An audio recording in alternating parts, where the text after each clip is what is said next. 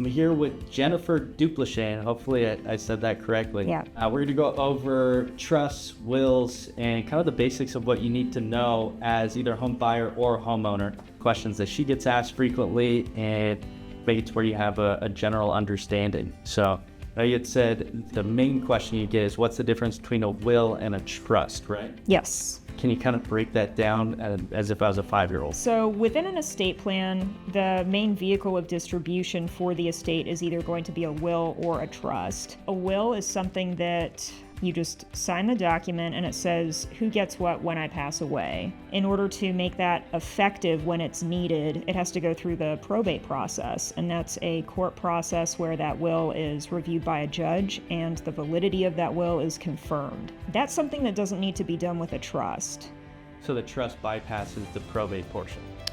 Yes, but with the caveat that it has to be fully funded. What that means is when you create your trust, it's working for you now, and you have to fund all of your assets or title all of your assets into the trust. So your home would go into the trust, bank accounts, the bulk of your assets. So pretty much everything lives in that, and that's what would be called a living trust. Correct. So everything lives in that trust, and whenever you need something, you have to take it out of it? Not necessarily. While you're living, you are the trustee of your own trust. So if you buy a home, you can title your home to your trust. If you need to sell the home, you would just sell it out of the trust as the trustee of your own trust. Got it. And as far as with it being, so will versus trust, will going into probate, say someone doesn't really understand what probate is, why would that be necessarily a bad thing or something you want to avoid by getting a trust? That's a good question. In Texas, probate isn't really a big deal. I know states like California and some of the others, the fee for a probate is a percentage of the overall estate, so that can be really high in some cases.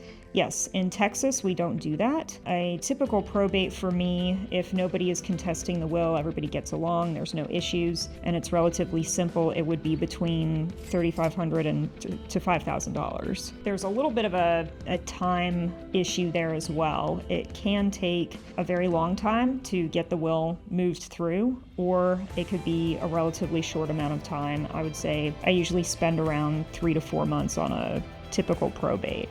So then if someone had a will and say they end up passing away and the heirs or trustee gets the property and they need to sell a home, they would have to pay to keep that home up to date with payments and all that during that period, right? Yes, somebody, it doesn't really matter who, somebody would need to step in and maintain the property, continue to make payments, HOA fees, all of that would need to be done while the will is being probated. Once it's admitted into probate, then the executor of the will would get something called letters testamentary, and that's a piece of paper that gives the executor the authority to transact business on behalf of the estate, and that includes selling the home. Got it. So then if someone had a trust, they could realistically, if they inherited that property, get it on the market almost immediately instead of having to wait for that probate process. Correct. With a trust, the house would already be in the trust, so if the original trustees passed away, the successor trustee named in the trust would then kind of take the reins, so to speak, and they would just need to get a new certificate of trust,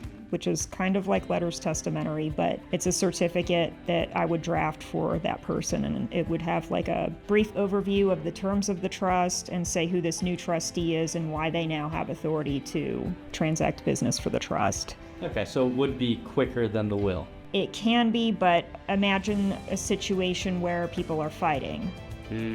If people are fighting, maybe it's not that quick. If somebody is mentally incapacitated, I mean, there's all sorts of factors that can make things faster or slower in that regard.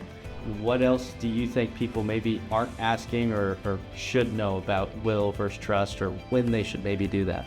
Well, one more point to the will and the trust differences are that when you're going through probate, the will is made public.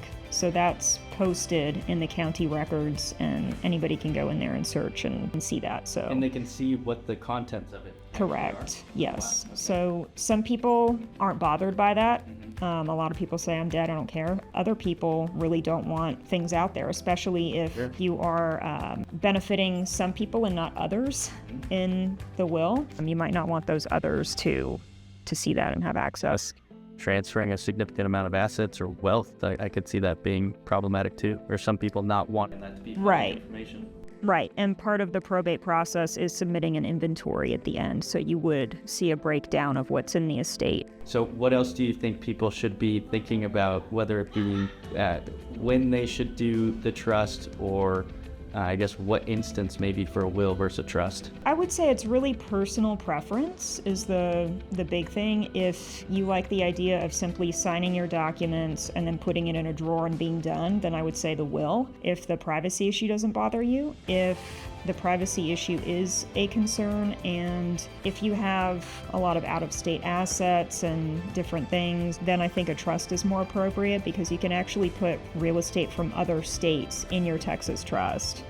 That way you don't have to do separate probates in all of those states, like what you might have to do with a will. So it would all come under the Texas trust at that point, even if they were out of state asset? Yes, it's all one bucket, and you can also put your business interests in a trust as well. So if you have an LLC or something like that, you can assign your membership interests to the trust. And if you have an LLC that holds real estate, as many people do, rental properties and things, Sure.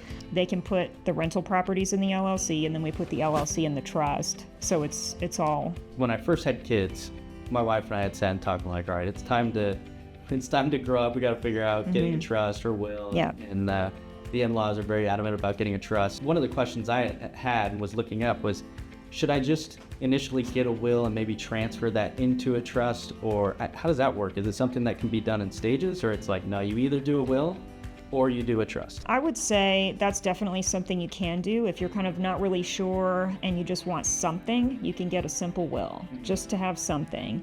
And then down the road, if you think, oh, I have a lot of assets, I'm concerned about the privacy thing or something like that, then you can go ahead and get a trust. And whether you get a trust or maybe just do a new will, you're doing a new one. It's like when you're buying a new car. So it's not you don't need to transitioning, it's transfer your Honda into, a Dodge Ram. You just get the new car. Yeah. So it's like that. You would Okay. just get a new estate plan, whether it be an updated will or you move from a will to a trust.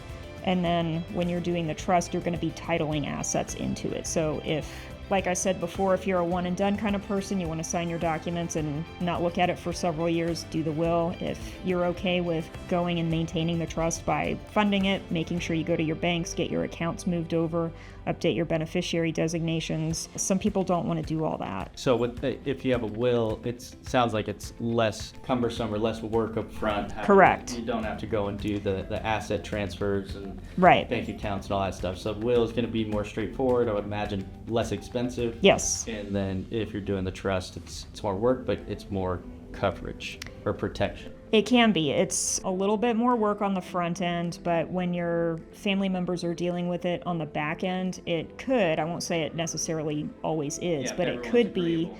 It could be simpler. Of course, if you have a complex estate, no matter what you do, it's not going to be simple, most likely. But there are ways to minimize the complexity. Is there like an average price point that people should be considering budgeting for a will and then for a trust? Yes, I would say in my will-based plans, which I'll say are comprehensive and include not only the will, but a financial power of attorney, a full set of medical directives, directives pertaining to disposition of remains, and a few other things. That's covering everything. It covers everything, and those are all things that you need. Guardianship for minor children, all of that. I think for a will-based family plan, I'm in the $2,000 range, more or less. Okay. And there's some wiggle room there in terms of complexity or simplicity where the price is going to be a little bit different. With my trust plans, that's in the $4,000 to $6,000 range. And that's probably the same thing. So like depending on assets and bank accounts and if you have businesses that are a part of it? Not the assets so much, mostly how we're structuring the distribution. So if it's going to be when I die, everything goes to my spouse, no strings attached. When he passes, everything goes to our adult children, let's say, outright, free of trust. then there's not a whole lot of trust planning beyond for the initial trust makers. If we're doing something where we're anticipating holding on to trust funds long term for children or grandchildren, or there's a blended family situation where we want to maybe give a portion to the surviving spouse but maintain our own half of community property for children from a previous relationship or something like that, that's going to be not as straightforward, and that's where the price increase happens. So that's what makes it more complex, more so than Yes, the assets. And that. more so than the assets, unless, let's say, you had something out of the country, or we needed to do additional deeds if you had properties in different states and we were going to be funding the trust with that. Sure. There would be an additional cost to that. I would say the main thing, if you really are getting hung up on whether to do a will or a trust, I would say just do something, even if it's simple, just so that you have something in place, because you never know what could happen and when that's going to happen. Okay, I think that's fair. So if somebody wanted to work with you, what's the best way to reach out? The best way would be using my email at info@jduplechainlaw.com, and then you'll receive a calendar link so that they can schedule an appointment for a phone call at a designated time. Perfect. And then we'll link some of your information as far as on the YouTube video to be able to contact you. Mm-hmm. And I mean, that's super helpful. So I appreciate you taking the time Great, and thank being you. with me. Thank you so much. Of course.